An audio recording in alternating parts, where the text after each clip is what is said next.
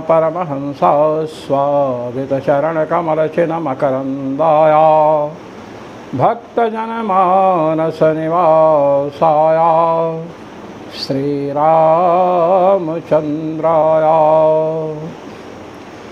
यत्र यत्र रघुनाथकीर्तनं तत्र तत्र कृतमस्तकाञ्जलिं बाष्पवारि परिपूर्णलोचनं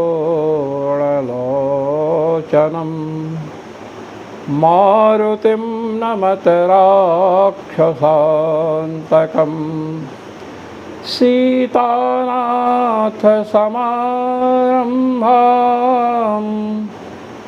रामानन्दार्यमध्यमाम् अस्मदाचार्यपर्यन्तां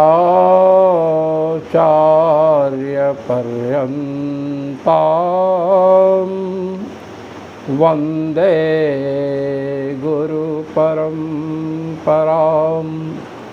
वन्दे गुरुपरम्पराम् सर्वेश्वर श्रीरघुनाथो विजयते तरा। आनंदाद्यधिकरण चल रहा था। अब हम आत्म शब्दाच्चा तृतीय अध्याय के तृतीय पाद के 15वें सूत्र का व्याख्यान करके आगे बढ़ रहे हैं।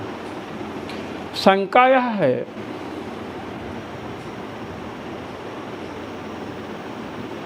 कि इसके पहले अन्यो अंतर आत्मा प्राणमय, अंदर जो आत्मा है वह प्राणमय है। उसके बाद बताया गया अन्यो अंतर आत्मा मनोमय, प्राणमय के अंदर जो आत्मा है वह मनोमय है। तो इसके द्वारा क्या बतलाया गया? प्राणमय जो कोश है उसके अंदर किसको बतलाया गया? मनोमय कोश को बतलाया गया, और प्राणमय कोश को आत्मा कहा गया।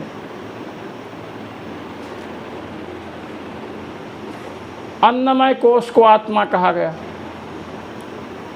प्राणमय कोश को आत्मा कहा गया। अन्नमय कोश के अंदर प्राणमय कोश, और प्राणमय कोश के अंतर्गत कौन है? मनोमय कोश है। मनोमय कोश को आत्मा कहा गया। अब अन्नमय कोश हो, चाहे प्राणमय कोश हो, चाहे मनोमय कोश हो, चाहे विज्ञानमय कोश हो, ये आत्मा तो है नहीं, ये तो अनात्मा है। तो कहते हैं प्राणमयो आत्मा प्राणमय, अन्यो अंतर आत्मा मनोमय। तो ये जो अनात्मा प्राणमय कोश, मनोमय कोश, विज्ञानमय कोश हैं, इन अनात्माओं में भी आत्म शब्द का प्रयोग पहले किया गया है।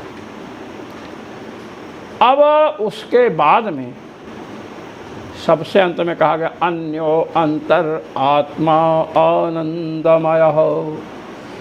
मनोमय कोश के अंतर्गत विज्ञानमय कोश, और विज्ञानमय कोश के अंतर्गत जो आत्मा है वह आनंदमय है। अब कहते हैं कि अन्नमय कोश, प्राणमय कोश, मनोमय कोश, विज्ञानमय कोश, ये तो आत्मा हो नहीं सकते हैं। अब सबसे अंदर जो आत्मा है,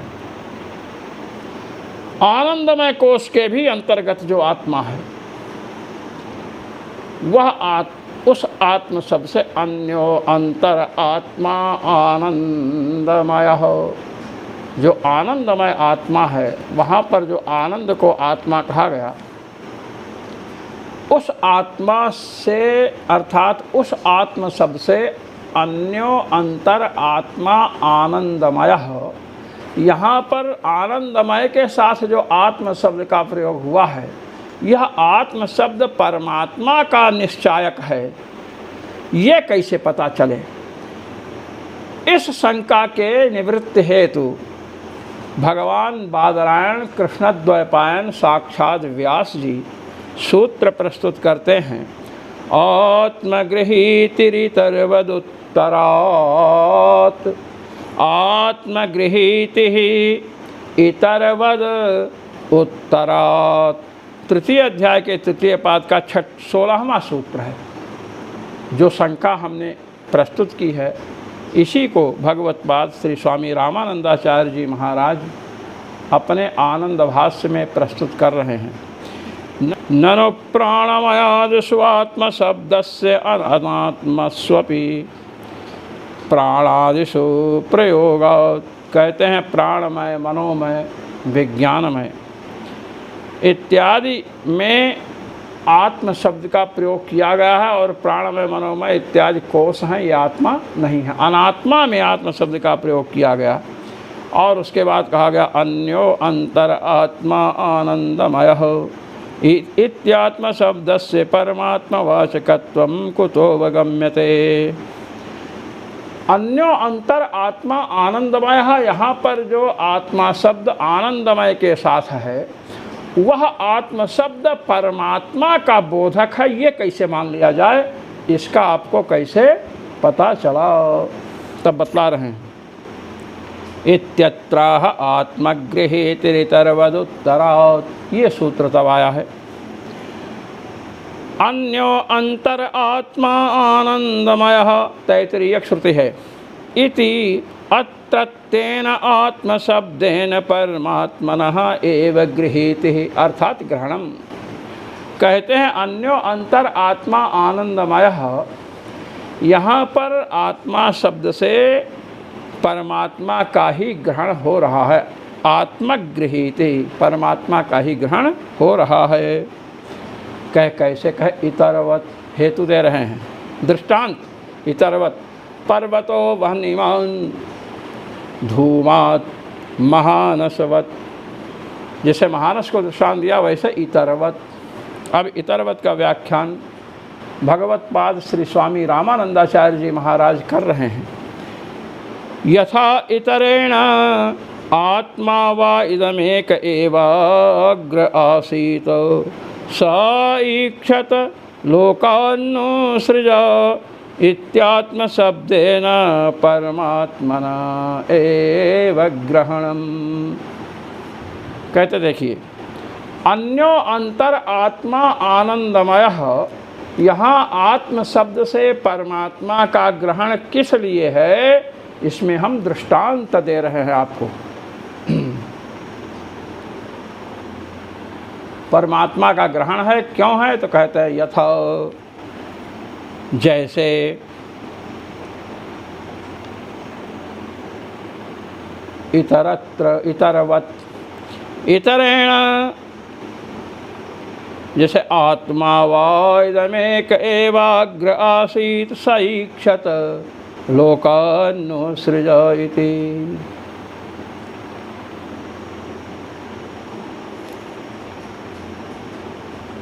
आत्मा ही प्रलय काल में था। आत्मा वा इदम एक एव अग्र आसीत, अग्र माने प्रलय काले, सृष्टि कालात् प्राक, सृष्टि काल के पहले क्या था, परमात्मा ही था। स ईक्षत, उसने इच्छा किया, संकल्प किया। क्या संकल्प किया, लोकान्नु सृजे, मैं लोकों की रचना करूं, संसार की सृष्टि करूं, ऐसा संकल्प परमात्मा ने किया। तो जैसे वहाँ पर आत्मा शब्द से परमात्मा का ग्रहण है, ऐसे ही अन्यो अंतर आत्मा आनंदमय, आनंदमय के साथ पठित जो आत्मा शब्द है उससे भी परमात्मा का ही ग्रहण होगा। जैसे सृष्टि के पहले प्रलय काल में आत्म शब्द से परमात्मा का ग्रहण भगवती श्रुति ने प्रस्तुत किया है। क्या, आत्मा वा इदमेक एवाग्र आसीत, सृष्टि के पहले प्रलय काल में केवल आत्मा अर्थात परमात्मा भगवान ही थे। उन्होंने इच्छा किया सृष्टि की रचना करूं। तो जैसे वहाँ आत्मा व इदम एक एवाग्र आसीत, यहाँ पर आत्मा शब्द से परमात्मा लिया गया है, वैसे ही अन्यो अंतर आत्मा आनंदमय हो, इस वाक्य में आत्मा शब्द से परमात्मा को लिया जाएगा। इत्यात्म शब्देन परमात्मनः एव ग्रहणम तदवत्, उसी के समान। कहते हैं कुतः, कहे वहाँ पर आत्मा शब्द से परमात्मा को लिया गया। क्यों लिया गया, वहाँ पर भी क्यों लिया गया? कहते उत्तरात्, हेतु दिया पंचम्यंतम तृतीयांतम व लिंगवचनम हेतु। पंचम्यंत हो चाहे तृतीयांत हो, ऐसा जो लिंगवाचक हेतुवाचक शब्द है वह लिंगवचनम माने छिपे हुए अर्थ को प्रकाशित करने वाला जो होगा वो हेतु होगा। जैसे पर्वतो वह्निमान धूमात, अब यहाँ धूमात पंचम्यंत है तो धूमात पंचम्यंत है, इसलिए धूम को लिंग माने हेतु बताया गया। लीनम अर्थम गमयति इति लिंगम, जो छिपे हुए अर्थ को, जिस अर्थ का चाक्षुष प्रत्यक्ष नहीं कर पा रहे हैं, ऐसे पदार्थ को जो बतलाए उसे लिंग कहते हैं। पर्वत में वह्नि का प्रत्यक्ष नहीं हो रहा है, धुआं दिख रहा है, तो धूम हेतु से वह्नि का अनुमान करते हैं और उसके बाद पर्वतो वह्निमान नवा इस संशय की निवृत्ति होती है। जैसे आपने शंकर जी के मंदिर में गए, जाकर देखा आपने, कहते हैं शिवलिंग है शिवलिंग है। लीनम अर्थम गमयति इति लिंगम, लीनम शिवात्मकम अर्थम गमयति बोधयति साक्षात्कारयति इति लिंगम। छिपे हुए कण कण में व्याप्त जो भगवान शिव रूपी पदार्थ को प्रकाशित कर दे आराधना करने से उसे लिंग कहते हैं। ये भौतिक लिंग का लक्षण न उसमें जाएगा और न भौतिक लिंग की उपासना करने से परमात्मा की अनुभूति होती है। इसलिए लिंग माने भगवान का अव्यक्त स्वरूप है, उससे भगवान जैसे धूम से वाणी व्यक्त होता है, ऐसे ही नर्मदेश्वर हों चाहे अन्य लिंग हों, उनकी उपासना करने से किसका आविर्भाव होता है? भगवान शशांक शेखर का। आइए कहते हैं कुतः, कहते शोकामयत बहुश्याम प्रजायेय, शोकामयत बहुश्याम प्रजायेय, शोकामयत बहुश्याम प्रजायेय। आत्मा वा इदम एक एवाग्र आसीत सा इक्षत लोकान्नु सृजे। यहाँ पर जैसे आत्म शब्द से परमात्मा का ग्रहण है, वैसे ही अन्यो अंतर आत्मा आनंदमय, यहाँ पर आत्मा शब्द से परमात्मा का ग्रहण है। कैसे? इतरवत, जैसे आत्मा वा इदम एक एवाग्रासीत, ये प्रलय काल में परमात्मा के स्वरूप का बोधक जो वाक्य है, सृष्टि उन्मुख जो परमात्मा है उसके स्वरूप का बोधक है। जैसे वहाँ आत्म शब्द से परमात्मा का ग्रहण है, वैसा यहाँ। अब हेतु बतलाने, दृष्टांत तो आपने दिया, केवल दृष्टांत से काम नहीं चलने वाला है, हमें तो आप कारण बतलाओ। तो हेतु बतला रहे हैं। कहे कुतः, कहते शोकामयत बहुश्याम प्रजायेय, अन्यो अंतर आत्मा आनंदमय हो। इस वाक्य के बाद वाक्य आया है शोकामयत बहुश्याम प्रजायेय। उसने इच्छा किया, बहुभवन का संकल्प किया, मैं एक अकेला हूँ, अनेक रूपों में हो जाऊँ, और वही स्थावर जंगमात्मक रूप में हो गया। तो बहुभवन संकल्प जीव का तो हो नहीं सकता है। आप यहाँ हैं, जिस समय बारात विवाह की लगन आई तो विवाह हो रहा है, कहीं कोई मर गया, तो आप चाह करके भी दोनों जगह नहीं उपस्थित हो सकते। मान लीजिए एक ही दिन किसी की अर्थी में जाना हो और विवाह में जाना हो तो दोनों जगह जा सकते हैं। यदि जीव सत्य संकल्प होता तो संकल्प करता और दोनों जगह पहुंच जाता। श्री राम। तो बहुभवन संकल्प जीव का हो नहीं सकता है। क्यों नहीं हो सकता है? क्योंकि इसके स्वरूप का आविर्भाव जब तक नहीं होगा तब तक अपहत पापमत्व, विजरत्व, विमृत्युत्व, विशोकत्व, विजिघत्सत्व, अपिपासत्व, सत्य कामत्व, सत्य संकल्पत्व, जो 8 गुण हैं, इन गुणों का आविर्भाव नहीं हो सकता है। तो बद्धावस्था में जीव तो संकल्प कर नहीं सकता है कि मैं अनेक रूपों में हो जाऊं। तो अन्यो अंतर आत्मा आनंदमय, इसके बाद जो कहा गया सो कामयत बहुश्याम प्रजाए, उसने संकल्प किया अनेक रूपों में हो जाऊं और स्थावर जंगमात्मक जगत के रूप में परिणत हो गया।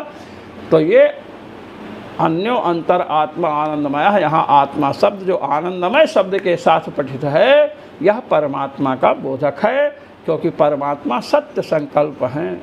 राम सत्य संकल्प प्रभु सभा काल बस तोरी, मैं रघुवीर शरण अब जाऊं देहु जनि खोरी।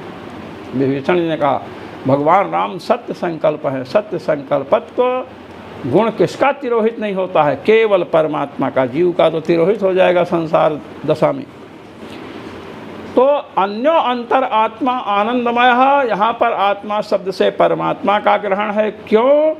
क्योंकि उसके उत्तर वाक्य में सो कामयत बहुश्याम प्रजाएय, परमात्मा ने संकल्प किया कि मैं अनेक रूप में हो जाऊं और सृष्टि हुई।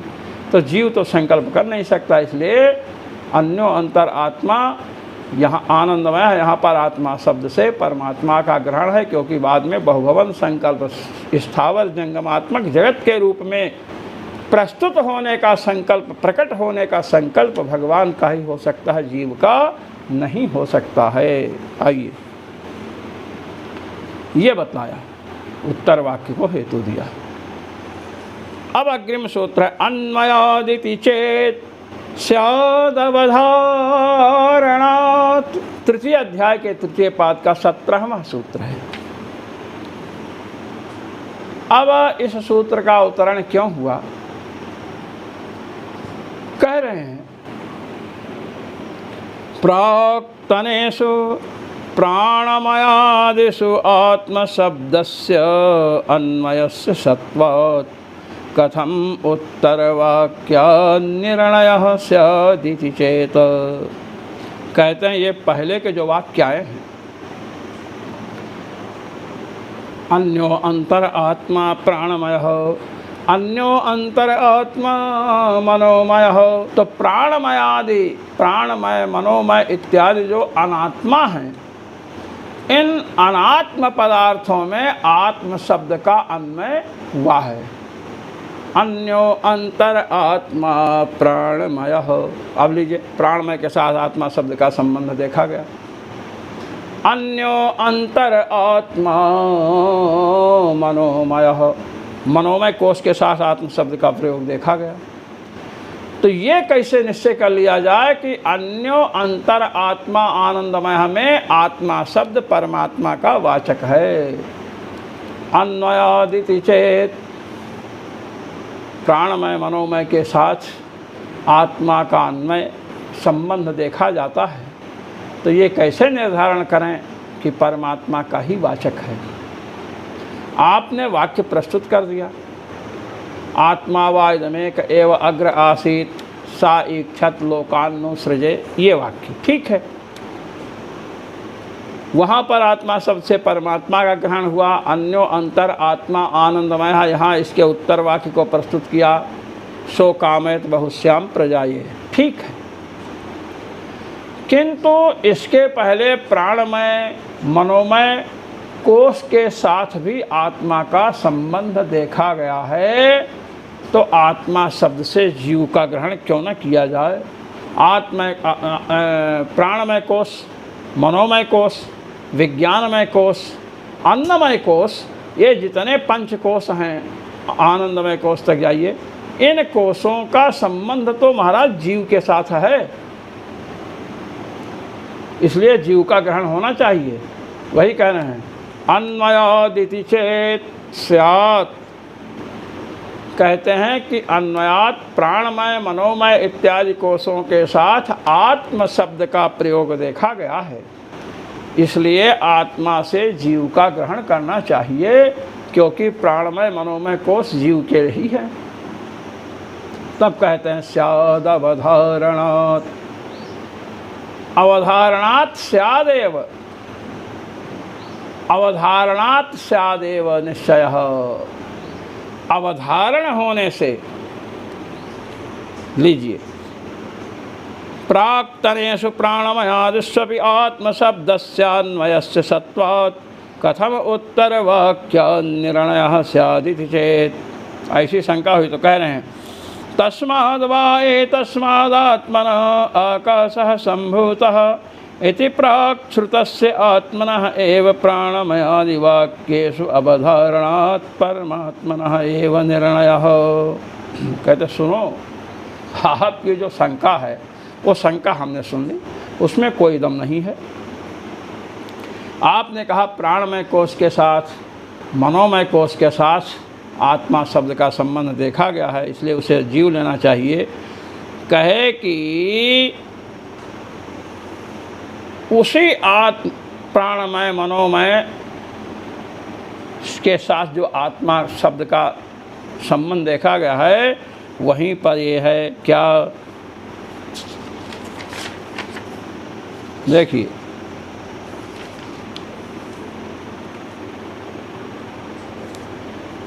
तस्माद् वा एतस्मादात्मना आकाशः सम्भूतः। ये जो वाक्य आया था अन्यो अंतर आत्मा आनंदमय, ए तैत्रीय उपनिषद के द्वितीय अध्याय का तीसरा वाक्य है।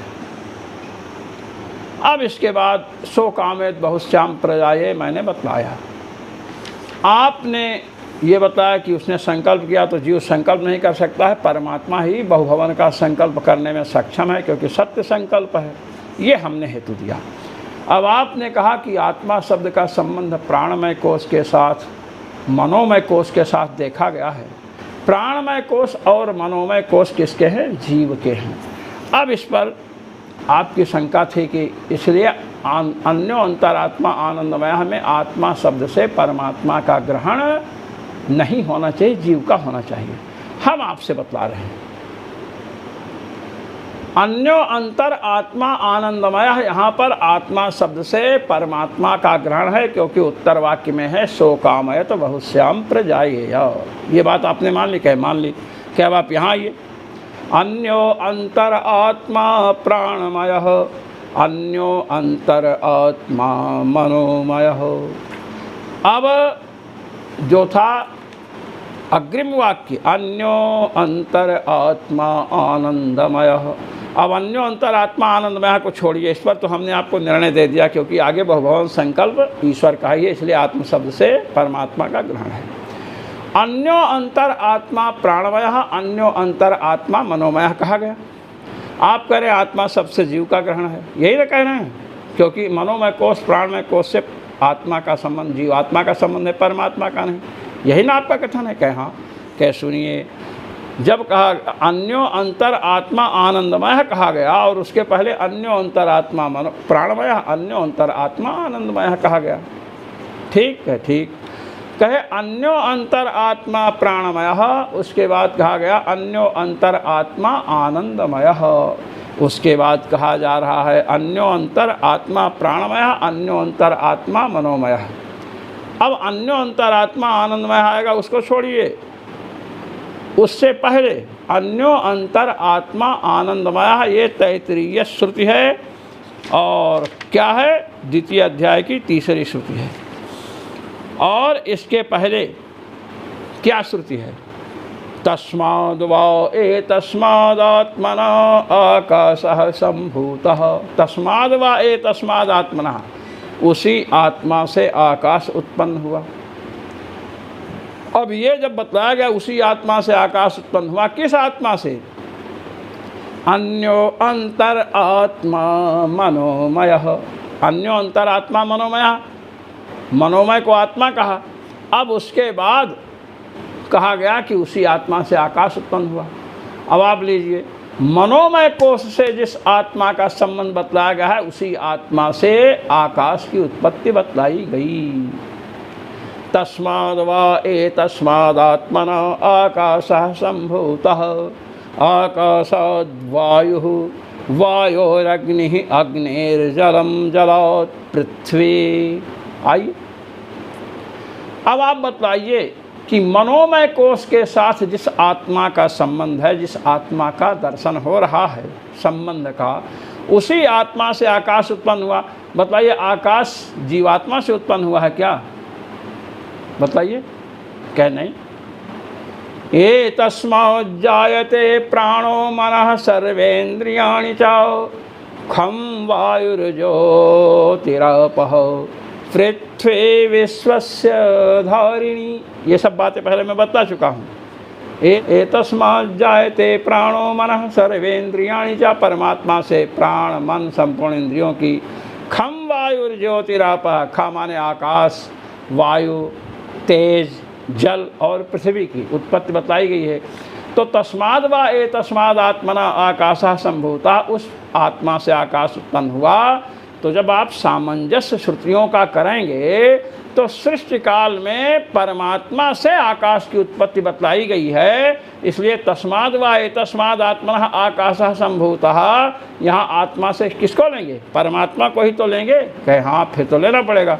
कहे तो अन्यो अंतर आत्मा मनोमयः, यहाँ पर भी आत्मा शब्द से किसका ग्रहण है? परमात्मा का। उत्तर वाक्यात जैसे अन्यो अंतर आत्मा आनंदमय में आत्मा शब्द से परमात्मा का ग्रहण है, क्योंकि उसके बाद परमात्मा कर्तृक बहुभवन संकल्प है, वो जीव कर्तृक हो नहीं सकता है। इसी प्रकार मनोमय कोश से संबद्ध जो जिस आत्मा को बतलाया गया है वह आत्मा परमात्मा ही है, क्योंकि आगे उसी से सृष्टि की प्रक्रिया बतलाई गई है। ये बतलाया। तस्माद् वा एतस्मादात्मना आकाशः सम्भूतः, तैत्तिरीय श्रुति है, द्वितीय अध्याय का द्वितीय। इति प्राक् श्रुतस्य आत्मनः एव प्राणमयादिवाक्ये स्ववधारणात्। तो प्राणमय कोश के साथ जो आत्मा संबद्ध है, मनोमय कोश के साथ जो आत्मा संबद्ध है, उसी आत्मा से आकाश की उत्पत्ति बतलाई गई, और फिर वायु की, फिर तेज की। तो आत्मा कौन है जो संबद्ध है? परमात्मा ही है। इसलिए अन्वयादित चेत स्याद अवधारणात्, श्रौत वाक्यों को, औपनिषद वाक्यों को जब हम देखते हैं तो तस्माद् वा एतस्माद् आत्मना आकाशः सम्भूतः, तो इससे क्या निर्धारण होता है, उदाहरण होता है? परमात्मा का ही अवधारण होता है, निर्णय होता है। अन्नमयादुषु परमात्म बुद्धि अवतीर्णापि तत्र तो विचार्यमाणायाम् आनंदमये विश्रम्यति। कहते हैं अब अन्नमयादि है, अन्नमय कोश स्थूल शरीर है, अन्नमय आत्मा, अन्नमय को आत्मा कहे, विचार के शरीर नष्ट हो जाता है, आत्मा को न जायते म्रियते वा कदाचिन्नायं भूत्वा भविता वा न भूयः अजो नित्यः शाश्वतोऽयं पुराणो न हन्यते हन्यमाने शरीरे। आत्मा को अजर अमर बताया गया है। अन्नमय कोश जो स्थूल शरीर है तो मरण धर्म है, इसलिए यह तो आत्मा हो नहीं सकता है। प्राणमय, प्राण भी मरण धर्म है, मन भी मरण धर्म है, इसलिए सब आत्मा नहीं हो सकते हैं। वही बतला रहे हैं कि पर अन्नमयादिषु परमात्मा बुद्धि अवतीर्णापि, अन्नमयादि कोशों में परमात्मा बुद्धि तो अवतीर्ण हुई बताई गई। फिर भी जब विचार्यमाणायाम जब विचार करेंगे तो होगा कि आत्मा अजर अमर है, ये विनाशी हैं, तो ये आत्मा हो नहीं सकते हैं। आनंदमय विश्राम्यत, आनंदमय मय प्रत्यय स्वार्थ में हुआ है, या प्रचुर अर्थ में प्रचुर आनंद वाला आत्मा है। स्वरूपार्थक मैट मान लीजिए। शोकामयत इति उत्तर वाक्यम अस्मिन् अर्थे तात्पर्यग्राहकम। कहते हैं शोकामयत बहुश्याम प्रजा, ये जो उत्तर वाक्य है वह इस अर्थ में, अर्थात यहाँ अन्यो अंतर आत्मा आनंदमय इत्यत्र श्रुतः आत्मशब्दः परमात्मानं ग्राह्यति, परमात्मा का ग्रहण कराता है। आत्म शब्द का तात्पर्य परमात्मा में है। ये तात्पर्य ग्राहक कौन होगा? सो कामयत बहुश्याम प्रजायेय।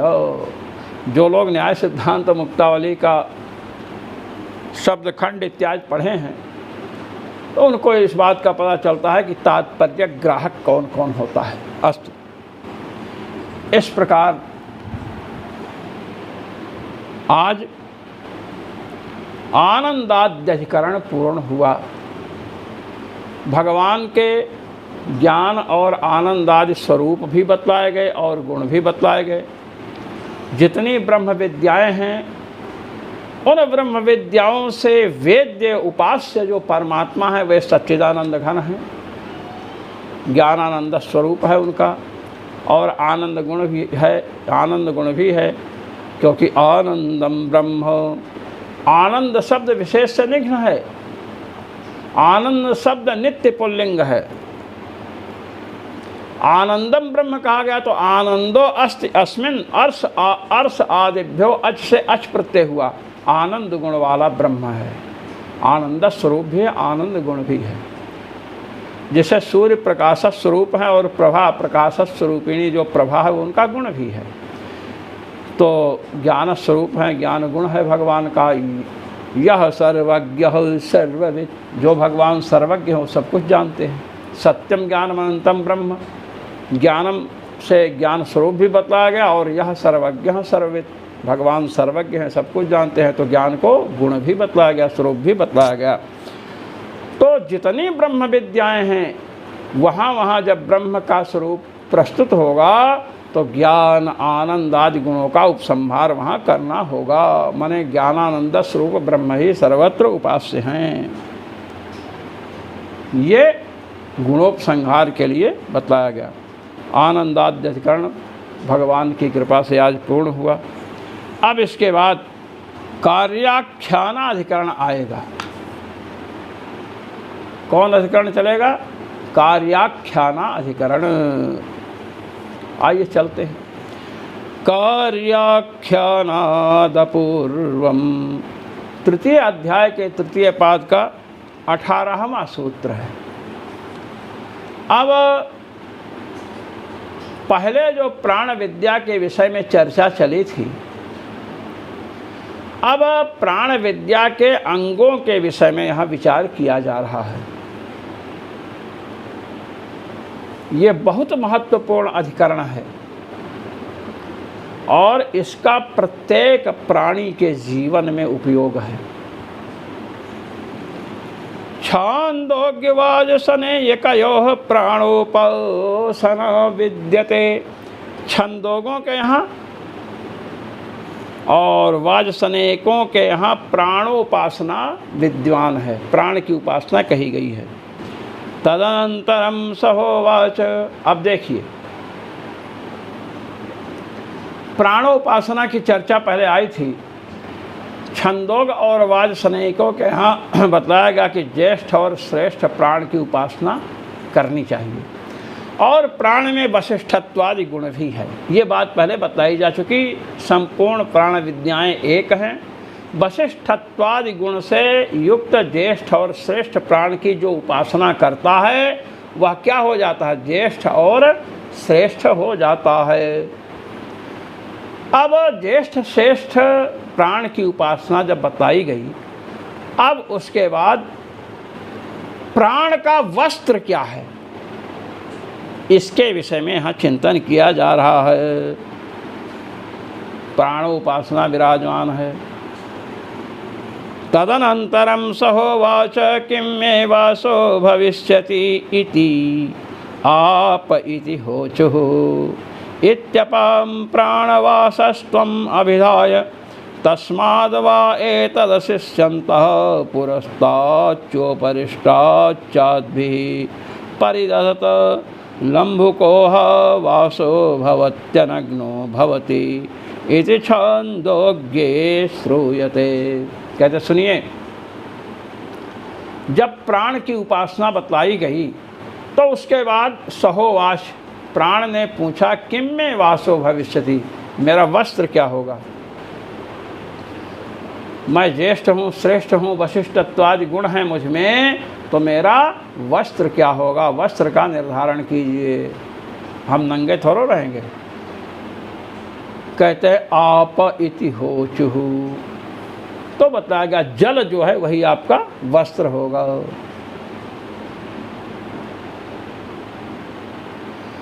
अब प्राण विद्या की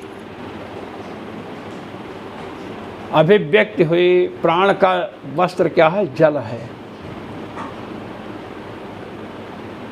अब जो भोजन करते हैं पहले आचमन करते हैं और भोजन के बाद शुद्ध जल से आचमन करते हैं, यह प्राण का वस्त्र है। और ऐसा जो वस्त्र भोजन के आदि और अंत में आचमन करके प्राण को जो वस्त्र समर्पित करते हैं, कहते हैं अनग्नो भवति, कहते वह नग्न नहीं होता है, हमेशा उसे वस्त्र इत्यादि से पूर्णता रहती है। अब ये बात छंदोग में कही गई, छांदोग्य उपनिषद में। वाजसनेय के, वाजसनेयकों के यहाँ क्या है, किम में वासः इति प्राणेन पृष्ट्वा वागदय ऊचुः। प्राण ने जब पूछा कि मेरा वस्त्र क्या होगा, तो वाणी वाग आदि इंद्रियां बोली क्या, आपो वास,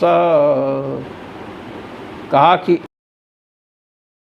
प्राण का वस्त्र जल ये होगा।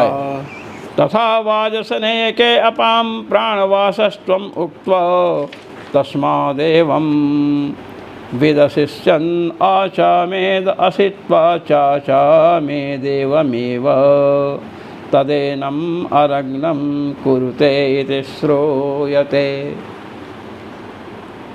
कहते इसलिए विद्वान लोग जो है, विद्वान लोग विद्वांसः श्रोत्रियाः अशिष्यन्त आचामन्ति असित्वा वा, कहते हैं तदनम अरग्नम तदेनम अरग्नम कुर्वन्तो मन्यन्ते। विद्वान लोग आचमन करते हैं, भोजन के पहले और भोजन के बाद में विद्वान लोग आचमन करते हैं। जो आचमन करते हैं वो विद्वान है, समझ लीजिए। मूर्ख क्यों करेंगे, मूर्ख तो वफाई सिस्टम चलेगा, लेकर कटोरी भिखमंगो जैसे इधर से उधर उधर से इधर चलेंगे। आचमन की कहाँ शिक्षा दी गई। तो कहते हैं जो भोजन के आदि में और अंत में आचमन करते हैं वे प्राण को अनग्नम कुरुते, प्राण को नग्न होने से बचाते हैं। अब यहाँ पर संशय है, अत्र किमाचमनम अपूर्वम विधीयते आहो स्विदपाम प्राणवासस्त्वम अनुद्य पुरस्तादुपरिष्टाच्च आचमनं प्राणविद्यांगतया विधीयत एव इति प्राप्ते विधीयते कार्याख्यानादिति। कहते हैं यहाँ संशय है, यहाँ पर आचमन का विधान है क्या?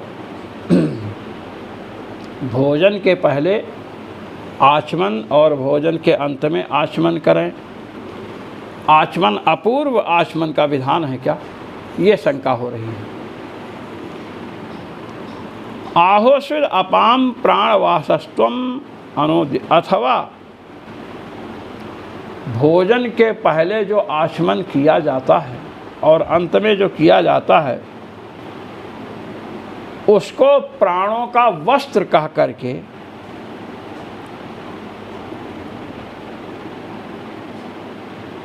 प्राण विद्या के अंग के रूप में आचमन किया जाए। देखिए दो विकल्प हैं यहाँ।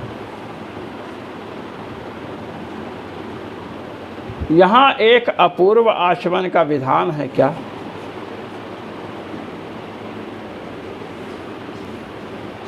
भोजन के आरंभ में और भोजन के अंत में आचमन विहित है। तो एक तो आचमन विहित है तो सर्वसिद्ध है। अब यहाँ पर शंका हो रही है कि प्राणों का वस्त्र जल को बतलाया गया, तो भोजन के पहले आचमन करें और भोजन के अंत में करें, इसका यहाँ विधान हो रहा है। अथवा जो आचमन विहित है उसका अनुवाद करके प्राणवासस्त्व का अनुसंधान किया जा रहा है। जो आचमन भोजन के आदि में और अंत में किया जाएगा वह प्राणों का वस्त्र है, ऐसा अनुसंधान करना चाहिए। आचमन तो करना ही करना है। शंका यही है कि हाँ अपूर्व आचमन विधीयमान है क्या, अथवा जो आचमन पहले से विहित है उस आचमन में आचमन करते समय ये प्राणों का वस्त्र है, ऐसा अनुसंधान करना है क्या, ये शंका है। प्राण विद्या का अंग है ये प्राण का अंग है। किमाचमनम अपूर्वम विधीयते, अपूर्व आचमन का विधान है यहाँ। आहो स्विदपाम प्राणवासस्त्वम अनुद्य पुरस्तादुपरिष्टाचाचमनम प्राण विद्यांगतया विधीयते। भोजन के आदि और अंत में आचमन करें और ये प्राणों का वस्त्र है, ऐसा समझ करके ये प्राण विद्या का अंग है, ऐसा समझ करके आचमन करें क्या, ये संदेह हुआ। इति प्राप्ते विधीयते, इस संदेह का निवारण करने के लिए कह रहे हैं कार्याख्यानादिति। कहते सुनो,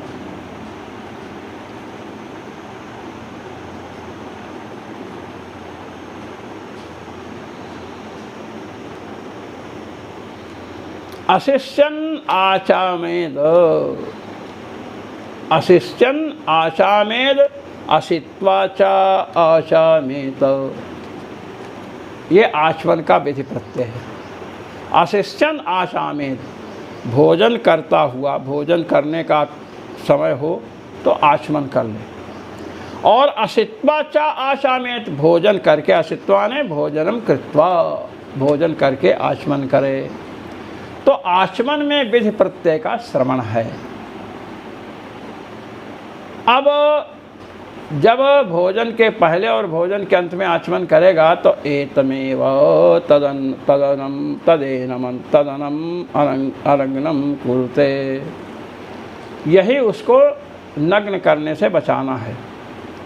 अब अनग्नम कुरुते, यहाँ जो बताया गया कि प्राण को नंगा रहने होने से बचा रहा है, तो यहाँ जो उपासना कही जा रही है विधि प्रत्यय का अभाव है।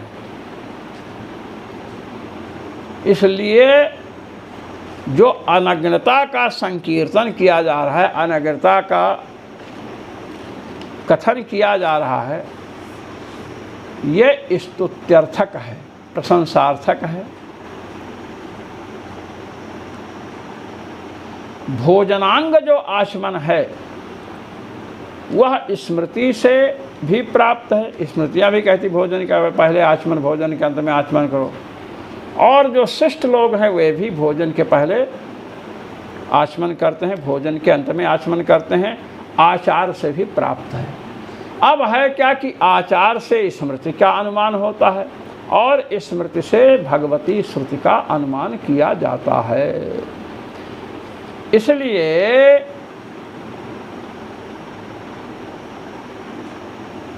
प्राण विद्या का अंग जो आचमन है यही यहाँ विधीयमान है, ये समझना चाहिए।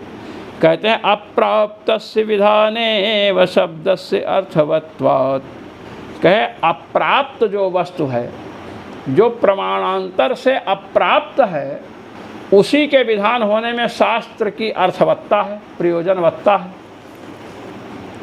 जो प्रमाणांतर से प्राप्त है उसका विधान नहीं होता है, प्रमाणांतर से प्राप्त है उसका विधान नहीं होगा। प्रमाणांतर से बोधक जो प्रमाणांतर से ज्ञात है और उसका कथन अगर भगवती श्रुति कहती है तो क्या हो जाएगा, अर्थवाद हो जाएगा। अज्ञात ज्ञापकत्वम विधित्वम, विधिवाक्य क्या है, अज्ञात ज्ञापकत्व ही विधिवाक्य का स्वरूप है, उपदेश। अब आप देखिए, दर्श पूर्णमासाभ्याम यजेता स्वर्ग कामः, स्वर्ग की इच्छा हो वे दर्श पूर्णमास याग करें। अब जब ये बताया गया तो दर्श पूर्णमास याग को स्वर्ग का साधन बतलाया गया। और जो स्वर्ग चाहता हो 10 पौर्णमास याग करे। अब मीमांसकों के यहाँ यागादिरेव धर्म, यागाद ही धर्म है। तो जब यागाद ही धर्म है और महर्षि जैमिन ने सूत्र बनाया चोदना लक्षणो अर्थो धर्म, चोदना लक्षणों लक्ष्यते ज्ञायते अनेन इति लक्षणम अर्थात प्रमाणम। चोदना अर्थात विधिवाक्य ही जिसमें प्रमाण है वह धर्म है। तो विधिवाक्य के द्वारा धर्म का ज्ञान होता है। कह रहे हैं विधिवाक्य के द्वारा धर्म का ज्ञान होता है, तो विधायक जो होता है वह प्रमाणांतर से प्राप्त जो वस्तु है उसका विधान नहीं होता है। वही कह रहे हैं अप्राप्तस्य विधाने एव शब्दस्य अर्थवत्वात्। अप्राप्त जो है प्रमाणांतर से अज्ञात जो वस्तु है उसी का विधान। तो 10 पौर्णमास याग स्वर्ग का साधन है।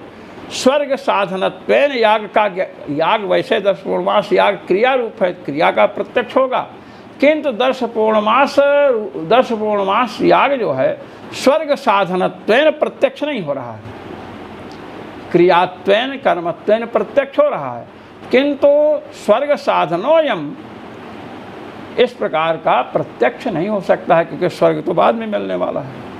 तो स्वर्ग साधनत्वेन अज्ञात है, ये बताए। तो अप्राप्त जो प्रमाणांतर से अज्ञात है उसी का विधान करने में शास्त्रों की अर्थवत्ता है, प्रयोजनवत्ता है। अत्र आचमनस्य सदाचार प्राप्तत्वात् भगवत्पाद जगतगुरु श्री स्वामी रामानंदाचार्य जी महाराज कह रहे हैं कि आचमन तो सदाचार से प्राप्त है, शिष्टों का आचार्य है। शिष्ट किसे कहते हैं? वेद प्रामाण्याभ्युपगंत्रित्वे सति वेदोदित कर्मानुष्ठातृत्वं शिष्टत्वं। जो वेद प्रामाण्य को स्वीकार करते हों, वेदाः प्रमाणम, वेद प्रमाण हैं, जो ऐसा स्वीकार करते हों और वेद भगवान के द्वारा बतलाए गए कर्मों का अनुष्ठान करते हों, उन्हें शिष्ट कहते हैं। वेद भगवान ने जिनका निषेध किया है उसका अनुष्ठान करते हों, उसे पर पैर न रखते हों, उसको नहीं करते हों, ऐसे लोग शिष्ट हैं। तो कहते हैं शिष्टों का जो आचार है, आचार से प्राप्त है आचमन।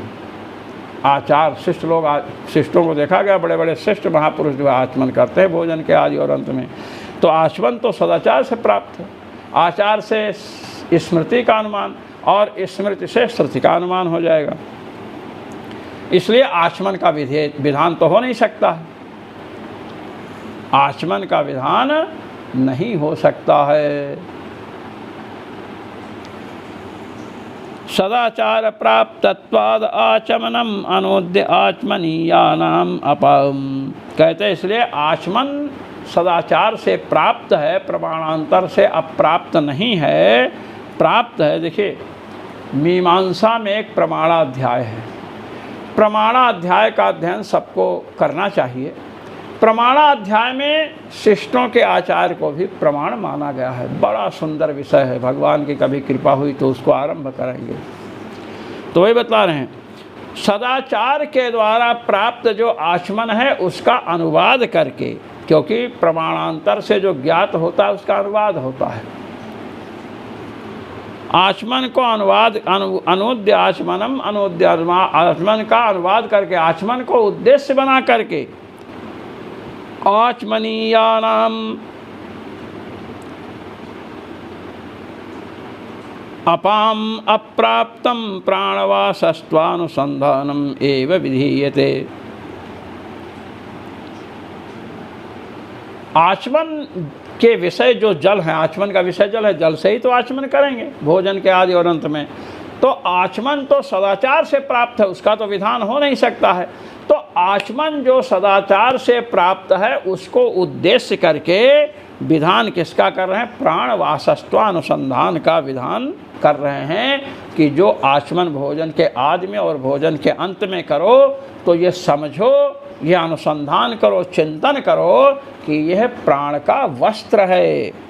इस प्रकार जब प्राण वस्त्रत्व का अनुसंधान जल में करेंगे तो आपको कभी भी जीवन में वस्त्र आदि की कमी नहीं होगी।